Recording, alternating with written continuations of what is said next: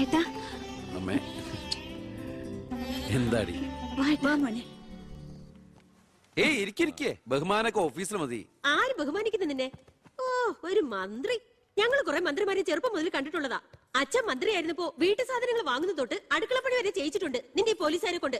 അല്ല പെങ്ങളെ, അച്ഛനെ ഇങ്ങനെ വഴക്ക് പറയാനിട്ട് എന്താ ഇവിടെ ഇപ്പൊ ഉണ്ടായേ? അച്ഛൻ ഇപ്പൊ മന്ത്രിയല്ലെന്നും പറഞ്ഞ് അച്ഛന്റെ മെക്കിട്ട് കയറിയണ്ടല്ലോ. ഒരു മകൻ എന്നല്ലേ ഞാൻ സഹിക്കില്ല കേട്ടോ. ഞാൻ നിന്നോടാ പറഞ്ഞത്. നിന്റെ 5-6 പോലീസുകാരെ ചോദിച്ചപ്പോ നീ പവിയേട്ടനെ അപമാനിച്ചില്ലേ? ഓ, റൂട്ട് അങ്ങോട്ടാണോ? എന്നാ നീ ഒന്നോർത്തോ, തുമ്മിയ തെറിക്കുന്ന മൂക്ക നിന്റെ ഈ മന്ത്രിക്കുപ്പായം. പക്ഷെ പവിയേട്ടൻ എന്നും കാണും ഈ IPS പദവി.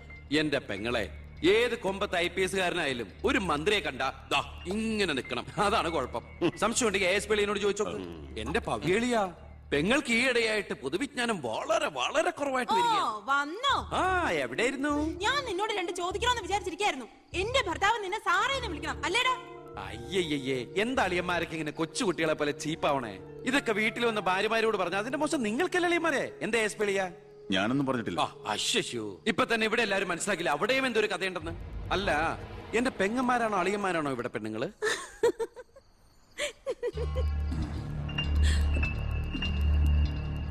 അച്ഛാ, അച്ഛനെങ്കിലും ഒന്ന് പറഞ്ഞു കൊടുത്തോടെ കുട്ടികൾക്ക്, ഓഫീസ് വേറെ വീട് വേറെ എന്ന്. എന്നെ മന്ത്രി കസേരന്ന് എഴുതിപ്പിച്ചുവിട്ട് എന്നോട് മിണ്ടാൻ വരണ്ട. ഞാനല്ലോ എഴുന്നേപ്പിച്ചുവിട്ടത്, ജനങ്ങളല്ലേ. അച്ഛൻ ഇനിയെങ്കിലും മനസ്സിലാക്കണം, പൊതുജനം കഴുതയല്ലെന്ന്. അതെങ്ങനെയുണ്ട് അളിയന്മാരെ? എല്ലാരും പോവാണോ? നീ ഉച്ചയ്ക്ക് ഊണ് കഴിക്കാൻ വരുമെന്ന് കരുതി നിനക്ക് ഇഷ്ടപ്പെട്ട പാൽപ്പായസം വരെ ഞാൻ ഉണ്ടാക്കി. അമ്മയ്ക്ക് അറിഞ്ഞൂടെ അമ്മേ മന്ത്രിമാരുടെ തിരക്കൊക്കെ? നീ ഇരിക്കെ. അതെ, ഇവിടെ ഇരുന്നാൽ എനിക്ക് ഇവിടെ ഇറങ്ങൂല്ലമ്മേ. ഇനി ഞാൻ ഇന്ത്യൻ പ്രധാനമന്ത്രി ആയാലും എനിക്ക് അടുക്കളയിൽ ഇരുന്നാലും ഇറങ്ങും. അതിന്റെ സ്വാതന്ത്ര്യം വേറെ തന്നെയാ. അമ്മ ഇങ്ങോട്ട് വന്നേ. ഇവന്റെ ഒരു കാര്യം. അതെ, ഇവിടെ എല്ലാവരും ചേർന്ന് ഏട്ടനെ പുഴുങ്ങി തിന്നാൻ നോക്കി നിൽക്കായിരുന്നു. എല്ലാം വാല് മടിക്കുന്നത് കണ്ടില്ലേ? കലക്കേട്ട. കലക്കണുണ്ട്. ഈ കഞ്ഞില് പയറും ചമ്മന്തിയൊക്കെ കൂടിയിട്ട് കൈയിട്ട് ഇങ്ങനെ കലക്കി എന്തോ സാധനം അറിയോ? കുറച്ച് വേണം. മീനു, വേറെ കഞ്ഞി വിളിക്കുന്നു. തമാശ അമ്മ. എത്ര നേരം അവിടെ നിന്നെ വിളിച്ചു പോകുന്നു? എന്താടി ചെവിയായിട്ടൂടാ നിനക്ക്? നിന്റെ ആങ്ങളെ കൂട്ടാനോ അയാളുടെ പുളിച്ച കോമാളിത്തരം കേട്ട് പൊട്ടിച്ചിരിക്കാനല്ലോ നിനക്ക് നേരം? നിന്റെ 2 ചേച്ചിമാരെ കണ്ട് പഠിക്കടി.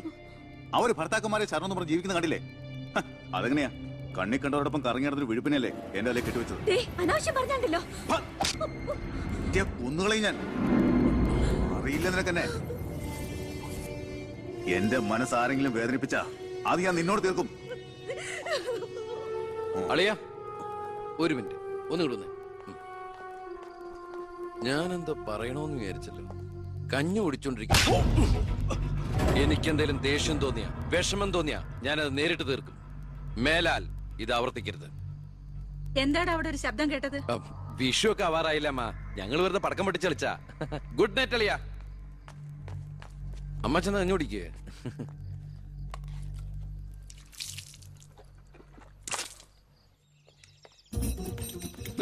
പത്രം വായിച്ചില്ലയോ? പുതിയ ആഭ്യന്തരമന്ത്രിയുടെ കൽപ്പന. വയറ് ഉറയ്ക്കാൻ പോലീസുകാർ രാവിലെ ഓടണമെന്ന്. ഞാൻ പണ്ടേ ഓടാറുണ്ട്. എന്റെ കർത്താവേ, കുതിരയ്ക്ക് വെച്ച് കഴുതയ്ക്കും ഉണ്ടോ? എന്റെ ഈശോയെ, ഞാൻ സാറിനല്ല ഉദ്ദേശിച്ച. ഓ, നല്ല മസില. അളിയ, ഒരു മിനിറ്റ്. അയ്യോ, അതിനല്ല. എന്ത് ചെയ്യാനാ? നിങ്ങളുടെയൊക്കെ കഷ്ടകാലത്തിന് ഞാൻ ഇവിടുത്തെ ആഭ്യന്തരമന്ത്രിയായി പോയി. അല്ലേ അളിയ?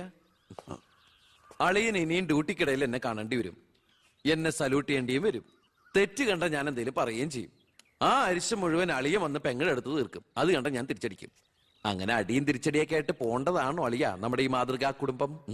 ഒന്നുമില്ലെങ്കിലും നമ്മൾ അളിയനും അല്ലേ അളിയ? അതുകൊണ്ട് ഞാൻ ഇരുത്തി ചിന്തിച്ചൊരു തീരുമാനം എടുത്തു. സെൻട്രൽ ഹോം ഡിപ്പാർട്ട്മെന്റിലേക്ക് അളിയനൊരു ട്രാൻസ്ഫർ ഓൺ ഡെപ്യൂട്ടേഷൻ. ഓർഡർ.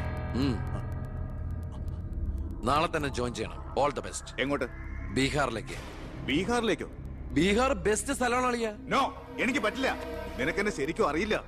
എന്താ അളിയ ഇങ്ങനെ ചില തെണ്ടി പിള്ളേരെ പോലെ? ഇത് ഗവൺമെന്റ് ഓർഡർ അല്ലേ? അത് ഹോം മിനിസ്റ്റർ നേരിട്ട് തരുന്നത്. അനുസരിച്ചേ പറ്റൂ. എന്താ ഇവിടെ? ASP അളിയനെ മന്ത്രി അളിയൻ ബീഹാറിലോട്ട് തട്ടി. മന്ത്രിയുടെ ഭരണപരിഷ്കാരങ്ങൾ കുടുംബത്തും. ബീഹാറിലേക്കോ?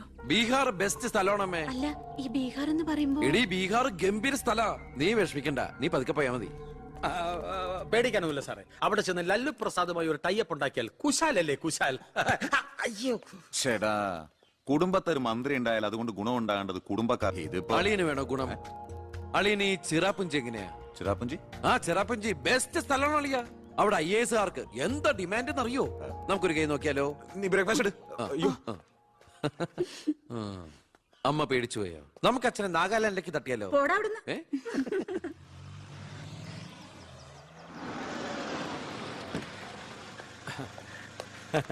നമസ്കാരം. നമസ്കാരം. Good morning. Good morning. മനസ്സിലായില്ലേ? മേഴ്സി വർഗീസ്, ഇവിടുത്തെ ഫേമസ് പബ്ലിക് പ്രോസ്റ്റിറ്റ്യൂട്ടാ. പഴയ ജോലിയൊക്കെ നിർത്തി ഇപ്പൊ അച്ഛന്റെ കേസ് മാത്രമേ എടുക്കൂ. കൂടെ കയറിയങ്ങ് പോ.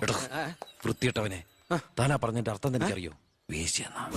മാഡം മാഡം മാഡം അറിയാതെ നാ ഒന്ന് പിഴച്ചു പോയതാണ്. മാഡം എന്റെ സ്വന്തം അമ്മയെ പോലെയാണ്, അല്ല, സ്വന്തം ഭാര്യയെ പോലെയാണ്, പെങ്ങളെ പോലെയാണെന്നാണ് ഞാൻ ഉദ്ദേശിച്ചത്. എന്താ ഇവിടെ ബഹളം? കയ്യും കബളും കൂടെ കൂട്ടിമുട്ടിയതാ. ഓ, ഈ കള്ളനായിരുന്നോ? ഞാൻ കള്ളനല്ല, കള്ളന് കഞ്ഞി വെച്ചു. സെക്യൂരിറ്റി, തൂക്കിയെടുത്ത് പുറത്താക്കണോ ഇതിനെ? ഞാൻ ഉദ്ദേശിച്ചത് ഇയാളൊന്നും ഉദ്ദേശിക്കണ്ട. മേലിൽ മുറ്റത്ത് കാലി കുത്തിപ്പോരുത്. ഞാൻ ഈ കാല് എന്റെ ഉദ്ദേശങ്ങളൊന്നും പഴയതുപോലെ ഫലിക്കുന്നില്ലല്ലോ. തെളിവുകളും സാക്ഷിമൊഴികളും അനുകൂലമാണെങ്കിൽ പിന്നെ ഒന്നും പേടിക്കാനില്ല. സെൽഫോൺ ഒരു പ്രധാനപ്പെട്ട തെളിവല്ല. അതിലേക്ക് ആർക്ക് വേണമെങ്കിലും വിളിക്കാം, തിരിച്ചും വിളിക്കാം. പക്ഷേ ശാരിയുടെ സാക്ഷിമൊഴി പ്രധാനമാണ്. അതിലൂടെ മാത്രമേ വെട്ടൂർ ശിവനും ഈ കൊലയും തമ്മിലുള്ള ബന്ധം വാദിഭാഗത്തിന് തെളിയിക്കാൻ പറ്റൂ. ഈ വെട്ടൂർ ശിവൻ നിരപരാധിയാണെങ്കിൽ അച്ഛനും നിരപരാധിയാണ് അല്ലേ മാഡം? അതെ. അപ്പോ എങ്ങനെയും ശാരിയുടെ മൊഴി നമുക്ക് അനുകൂലമാക്കണം. അച്ഛൻ ആ കുട്ടിയോടൊന്ന് സംസാരിച്ച. ഓ, ഇവിടുത്തെ പഴയ ബാല്യക്കാരുടെ മോളാ അവള്. ഇനി ഞാൻ അവളെ കാല് പിടിക്കണമെന്ന് പറഞ്ഞ അച്ഛാ, ഇപ്പൊ ആവശ്യം നമ്മുടെതാ. അവൾ അനുസരിക്കും. അതിനുള്ള തന്ത്രങ്ങളൊക്കെ അച്ഛൻ അറിഞ്ഞൂടെ?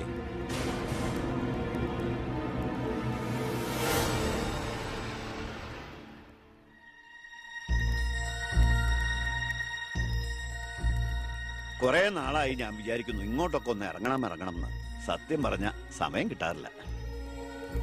അല്ല, ഇവിടെ ഇങ്ങനെ നിർത്തിയാ മതിയോ? കെട്ടിച്ചുടണ്ടേ? അതിന് കല്യാണ ചെലവൊക്കെ ഞാൻ ഏറ്റവും പറ്റിയ പയ്യനെയും കണ്ടെത്താം. നമുക്കിത് ഗംഭീരമാക്കണം, ഒരു ഉത്സവം പോലെ. ഗോപാലപിള്ള സാറിനെ എനിക്ക് മറക്കാൻ പറ്റുമോ? എന്നെ രാഷ്ട്രീയത്തിലേക്ക് കൈപിടിച്ച് കയറ്റിയ രാഷ്ട്രീയ ഗുരുവാണ് നിന്റെ മുത്തച്ഛൻ. മരിക്കാൻ കിടക്കുമ്പോ ഞാൻ അദ്ദേഹത്തിന് കൊടുത്ത വാക്കാ, ഈ കുടുംബം അനാഥാകില്ലെന്ന്. എന്നാ ഞാൻ ഇറങ്ങട്ടെ. ഞാൻ എന്തോ മറന്നല്ലോ. മോളെ, പിന്നെ മോൾക്കറിയാമല്ലോ നിരപരാധിയായ എന്നെ ഒരു കേസിൽപ്പെടുത്തിയ വിവരം. ആ പ്രതിക്കെതിരെയുള്ള മോളുടെ മൊഴി അതൊന്നും മാറ്റി പറയണം. ഞാൻ സത്യ പറയൂ. എന്റെ മുന്നിൽ വെച്ച് നടന്ന കൊലപാതകത്തിന് കൂട്ടു നിൽക്കാൻ എന്നെ കിട്ടില്ല. തെറ്റ് ചെയ്തവരാരായാലും അവര് ശിക്ഷിക്കപ്പെടണം. ഓ, കുറെ കാലം എന്റെ വീട്ടിൽ നിന്നല്ലേ തള്ളയും മോളും. ഉണ്ട ചോറിന് നന്ദി കാണിക്കാൻ പറ ദേവകിയമ്മ മോളോട്. അമ്മ പറയില്ല. സാറ് പണ്ട് നന്ദി സൂചകമായി എന്റെ മുത്തച്ഛന് കൊടുത്ത വാക്ക് വിധവയായ എന്റെ അമ്മയെ അടിച്ചു തളിക്കാരിയാക്കാമെന്നല്ല, നല്ലൊരു ജോലി വാങ്ങിക്കൊടുത്ത് സ്വന്തം പെങ്ങളെ പോലെ സംരക്ഷിക്കാമെന്നായിരുന്നു. സാറിന്റെ വീട്ടിലെ കരിയും പോകിയും കൊണ്ട് എല്ലാം മുറിയ പണിയെടുത്തിട്ട് തന്നെയാ എന്റെ അമ്മ എന്നെ വളർത്തിയത്. ഒരു ബാല്യക്കാരിയുടെ കൂലിക്കണക്ക് പറഞ്ഞാ കുറെ കാശ് ഇങ്ങോട്ട് തരാനുണ്ടാവും. ഞാഞ്ഞൂളിനും പത്തി കൊള്ളാം. നീയൊക്കെ മാനം മര്യാദയായിട്ട് ജീവിക്കുന്ന എനിക്കൊന്ന് കാണണം.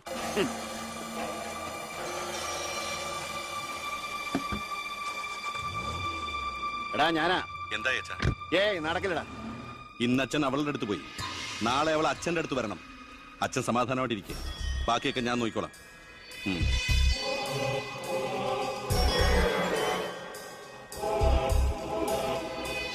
ഞാനാ.